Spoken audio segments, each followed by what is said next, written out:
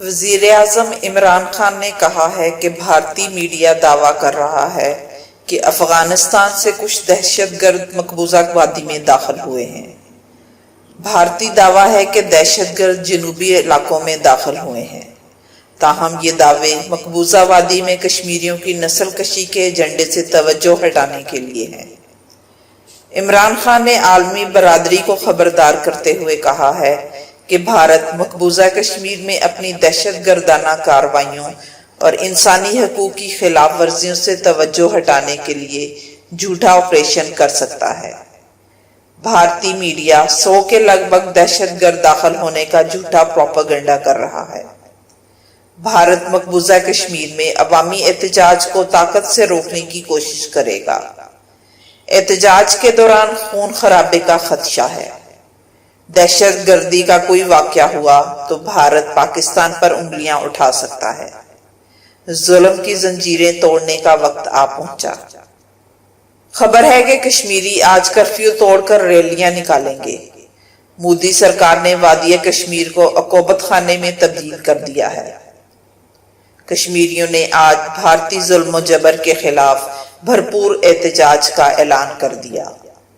حریت مزاحمتی forum نے appeal کی ہے کہ کشمیری کرفیو توڑ کر سڑکوں پر نکلیں۔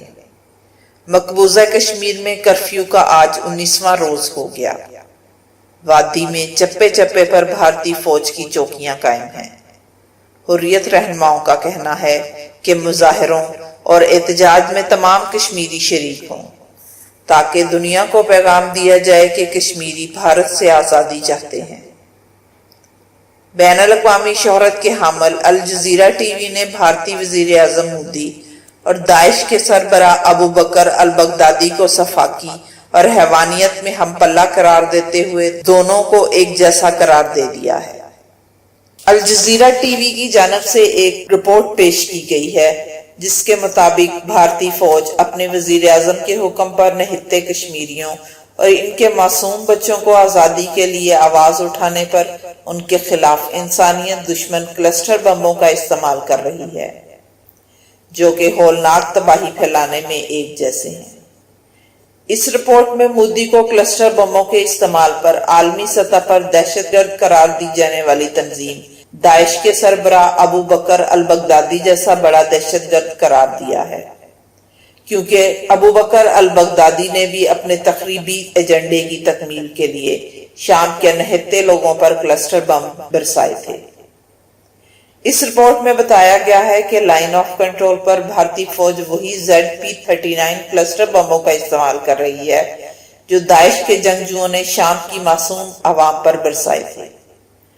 اکثر ایسا ہوتا ہے کہ کشمیری بچے ان بموں کو کھلونا سمجھ کر اٹھانے یا چھونے کی کوشش کرتے ہیں تو زبردست دھماکے کے ساتھ ان کے ننھے ننھے بدن چیتھڑوں میں بدل جاتے ہیں۔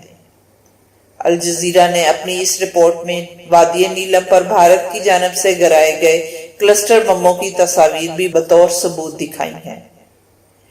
رپورٹ میں دعویٰ کیا گیا ہے کہ ان کلسٹر بموں کے علاوہ بھارت نے اسرائیل کے تیار کردہ مہلک بموں کا بھی استعمال کیا ہے۔ الجزیرہ کی رپورٹ میں بھارت کی بربریت اور جنگی جنون پر عالمی اداروں اور ان کی بے حس خاموشی پر بھی سوال اٹھایا گیا ہے۔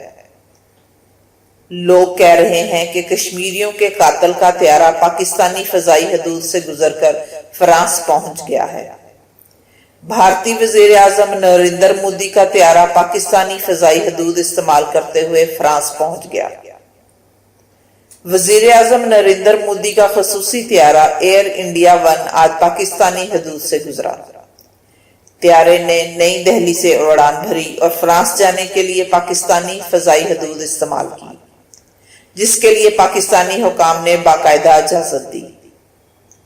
بھارتی میڈیا کے مطابق یہ طیارہ تقریباً 2 گھنٹے تک پاکستانی فضائی حدود میں محو پرواز رہا اور اس نے لاہور، جہلم اور پشاور کی فضائی حدود استعمال کی۔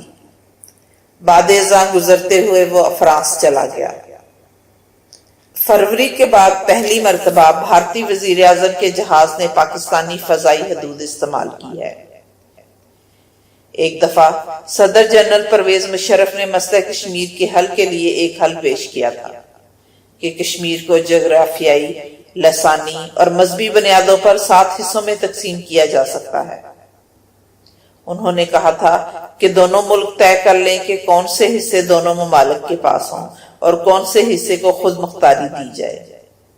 یاد رہے کہ آج کل جنرل پرویز مشرف حیرت انگیز طور پر 370 آرٹیکل پر بالکل خاموش ہیں، نہ جانے کیا راز ہے۔ مودی جہاں کشمیریوں کے ساتھ ناانصافی کر رہا ہے، وہاں اس کی اپنے ہی ملک میں انسانیت کی تذلیل معمول کی بات بن گئی۔ انتہا پسند ہندوؤں کی جانب سے مسلمانوں پر حملوں کے قصے تو عام ہیں، تاہم اب اونچی ذات کے ہندوؤں نے نچلی ذات کے لوگوں سے غیر انسانی سلوک شروع کر دیا ہے۔ بھارتی ریاست تامل ناڈو کے گاؤں ناران پورم میں اونچی ذات کے ہندوؤں نے دلتوں پر موت کے لیے بھی زمین تنگ کر دی۔ اونچی ذات والوں نے اپنی آبادی سے شمشان گھاٹ جانے والے راستے پر قبضہ کر کے باڑ لگا دی اور نچلی ذات کے ہندوؤں کی آمد و رفت بند کر دی ہے۔ گاؤں والوں کے پاس 20 فٹ اونچے پل کے اوپر سے رسیوں کی مدد سے میت نیچے اتارنے کے سوا کوئی چارہ نہ رہا۔ پل کی تعمیر سے پہلے دلت اپنے مردوں کو دریا پالار کے کنارے چھوڑ جاتے تھے، لیکن پل کی تعمیر کے بعد یہ حق بھی چھین لیا گیا ہے۔ اونچی ذات والوں کے لیے تو گاؤں میں ہی شمشان گھاٹ ہے، لیکن دلتوں کے لیے آخری رسومات ادا کرنے کے لیے کوئی جگہ نہیں۔ میڈیا پر لوگ غم و غصے کا اظہار کر رہے ہیں۔ بھارتی شہری سوال کر رہے ہیں کہ کیا مودی سرکار کے بھارت میں کمزوروں اور مسکینوں کو عزت سے مرنے کا بھی حق نہیں ہے؟